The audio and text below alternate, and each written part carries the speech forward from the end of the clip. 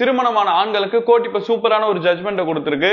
என்ன அப்படின்னு சொன்னா, பொதுவா திருமணமான ஆண்களுக்கு இருக்கிற பெரிய கவலை என்ன அப்படின்னு சொன்னா, ஒரு சின்ன பிரச்சனை நடந்தா கூட என்னுடைய மனைவி அவங்களுடைய அம்மா வீட்டுக்கு போய் உட்காந்துக்கிறாங்க, அங்க இருந்து அவங்களுக்கு சட்டம் அங்கீகாரம் கொடுத்திருக்கு அப்படிங்கிறதுக்காக என்கிட்ட இருந்து மாசம் மாசம் மெயின்டெனன்ஸ் வேணும் அப்படின்னு சொல்லிட்டு என் மேல கேஸ் போடுறாங்க அப்படிங்கிற ஒரு பிரச்சனை இருக்கு. இந்த ஒரு பிரச்சனைக்கு தான் இப்ப ரீசெண்டா ஒரிசால இருக்கிற ஹைகோர்ட் ஒரு சூப்பரான ஜட்மெண்ட் கொடுத்திருக்காங்க. அது என்ன அப்படின்னு சொன்னா, ஒய்ஃப் கணவன் கிட்ட இருந்து பிரிஞ்சு அவங்க வேற ஒரு வீட்டுக்கு போயிட்டாங்க. இப்போ எனக்கு செக்ஷன் 125 ஆஃப் சிஆர்பிசி கீழே எனக்கு மாசம் மாசம் கணவன் கிட்ட இருந்து எனக்கு மெயின்டெனன்ஸ் கொடுக்கணும் அப்படின்னு சொல்லிட்டு ஃபேமிலி கோர்ட்ல போயிட்டு கேஸ் போட்டு மாசம் மாசம் 8000 ரூபாய் கணவன் எனக்கு கொடுக்கணும் அப்படின்னு சொல்லிட்டு ஆர்டர் வாங்கிட்டாங்க.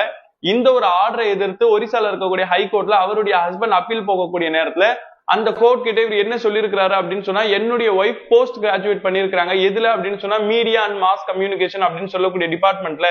இதுக்கு முன்னாடியே அவங்க ஒரு மீடியா சேனல்ல போயிட்டு ஒர்க் பண்ணவும் செஞ்சாங்க. சோ நல்லா சம்பாதிக்கக்கூடிய வாய்ப்பு அவங்களுக்கு இருக்கு, நல்லாவும் படிச்சிருக்கிறாங்க.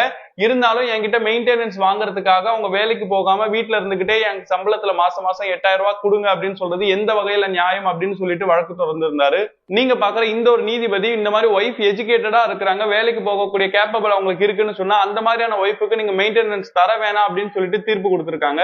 இந்த ஒரு ஜட்மெண்ட்டை உங்களுக்கு தெரிஞ்ச மேரேஜ் ஆன ஃப்ரெண்ட்ஸ்க்கு ஷேர் பண்ணிட்டு இந்த மாதிரியான வீடியோஸ் தொடர்ச்சி பார்க்க நம்மளோட சேனல் மறக்காம ஃபாலோ பண்ணிக்கோங்க. Download ShareChat.